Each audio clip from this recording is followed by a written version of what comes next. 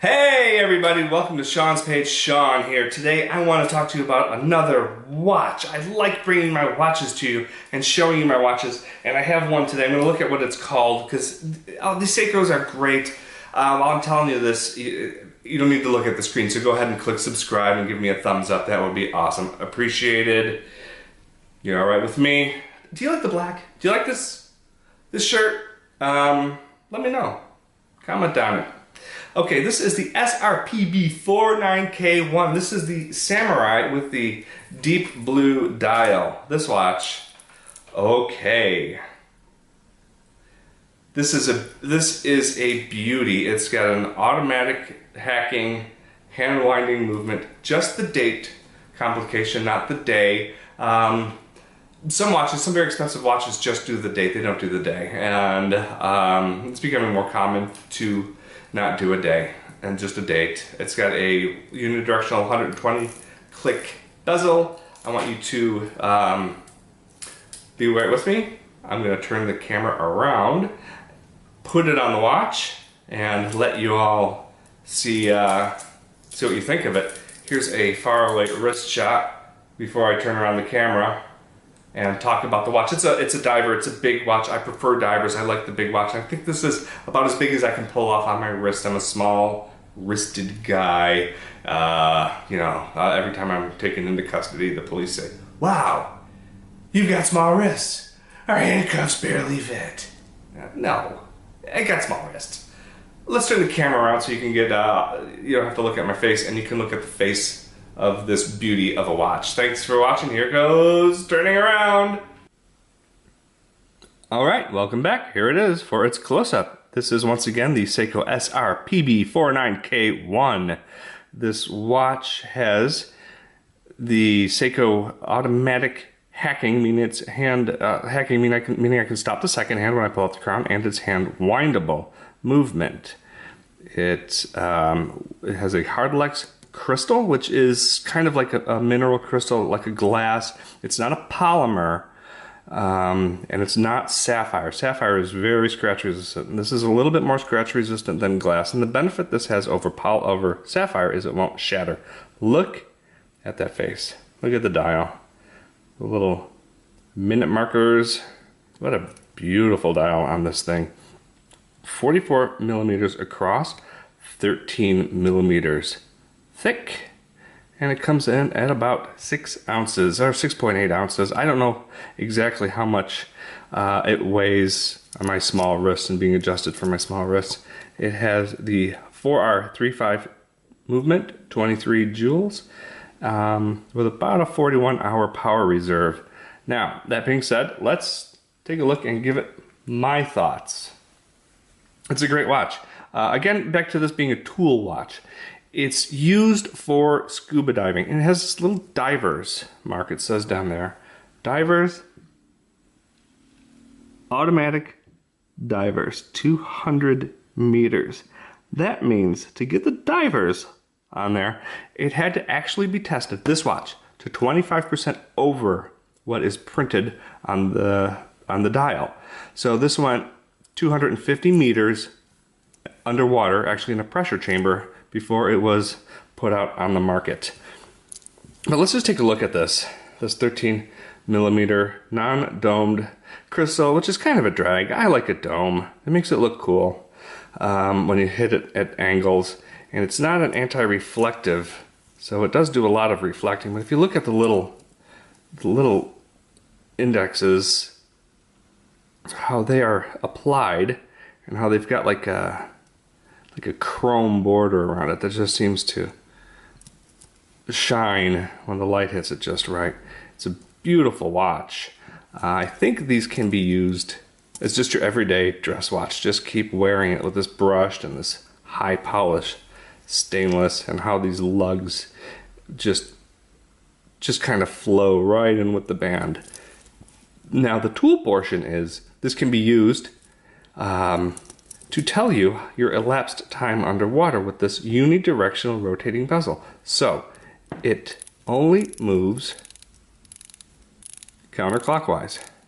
So what I do is you put this pip, the 60 pip, a lot of people call this the 12 o'clock pip. As you can see, it's not at 12 o'clock. And the number after 50 is 60. The number before 20 is 5, 10, 15. So that would be 0 or 1. So we'll call it 60. I put it here, and it tells me, as the minute hand marches on, how long I've been under.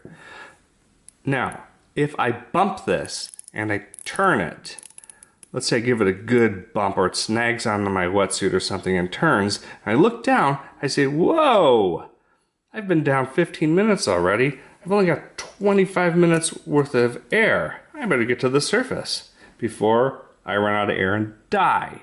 Now, if this were to move with the hand, let's say my hand is moving on, and my hand's moved forward, and I bump it to a spot where I can now say, oh, hey, look at me. I've only been down 4 minutes. But in reality, I've been down for 10 minutes. Well, then I wind up running out of air at some point and dying. So that's why this can only move in one direction and only tell you you are running out of time, not tell you that you're gaining time. Really important on a dive watch. Another thing that's really important is loom. You have to see your minutes, and you should see your pip clearly, and you have to have loom on your second hand. The reason for that is underwater, if it's dark, if it's silty, where I come from, where I did most of my diving was in the Great Lakes, the Buffalo area, and there'd be a lot of algae and a lot of silt, and you kind of couldn't see all the time. You want to be able to spot that second hand in 9 inches. Maybe you may only have 9 inches of visibility. Maybe you have 18 inches of visibility. It's a great day and you've got 20 inches. You want to be able to see the second hand. Reason being is you want to know your watch is running. That will tell you. And speaking of loom, let's do a loom test. Now, what's important about the loom test here isn't that it's really bright. It's how long it stays bright. This watch will glow bright for several hours overnight. You'll see this in the morning in a dark room. It'll still be lit up. You know, all these loom tests that you see on YouTube and the videos, they show you after it's been under the studio lights and it's really bright, and wow, they're all bright for the first few minutes. This one will be bright until tomorrow. I'm going to give it a little fast charge to get it to its brightest, and then I'll turn off the studio lights, and you can see just how, look at it, after that charge under the studio lights, just you can get a feeling for how there's some green. They'll put a little shadow on it. So you know this thing, when the lights are off, it's really going to be glowing. And so let's talk about it while it's glowing. So you see the pip? You see the second hand? Did you see the second hand cross over the minute hand? It's great. Look at that. Underwater, you spot that loud and clear. And it's still going. It's still bright. This will be bright. If you're wearing it out and about and you're at the movies and you want to know what time it is and you want to like, oh, how much longer do I have in this movie? You can look down and see the time. You're not disturbing everybody and turning on your cell phone. And it's an automatic watch, and it's just an elegant timepiece. It looks beautiful, and Seiko makes great stuff. I would guess that we're still in the dark, huh? We're gonna keep it up? No. I would guess that Seiko, this is called a Japan domestic market watch. This is made for Japan. Seiko doesn't really have a presence for these watches in the US, and my guess is they've put out enough quartz disposable watches that people aren't going to take an automatic diving watch seriously. Let me tell you, people who are watching this in the US, when you find these, buy them. They're beautiful, they're great. Screw down crown, 200 meter water resistance, solid. This is the deal. Seiko makes watches in the $400,000 price range. They really know what they're doing with watches, with the Creedor, and then you see have the Grand Seikos. They do great watches. Here's another little feature. This funny looking bracelet, this little piece right here. What's up with that? Well, it is a diver's extension. My easiest way to pop it open is to get my thumbnail underneath it, right there. and give it a flick. And now I can, see that?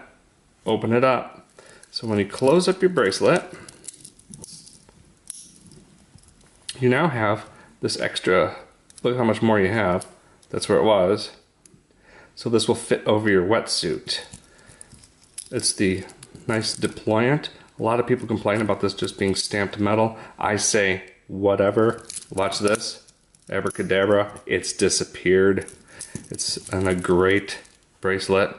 The Tsunami logo on the bottom, the Pro Specs logo with a serial number, and it's Pro Specs. It looks like a little P and an S, and they made it in the shape of an X. And Pro Specs means professional specifications for divers, the real deal. Enjoy. I hope you will take the Seiko seriously. This is something you got to find on the web. Give us a thumbs up, subscribe, and tell your friends about Seiko watches. Maybe we can get them to start showing up here in the States. Thanks for watching. I really appreciate it. Take care. This is me with my Seiko, signing out.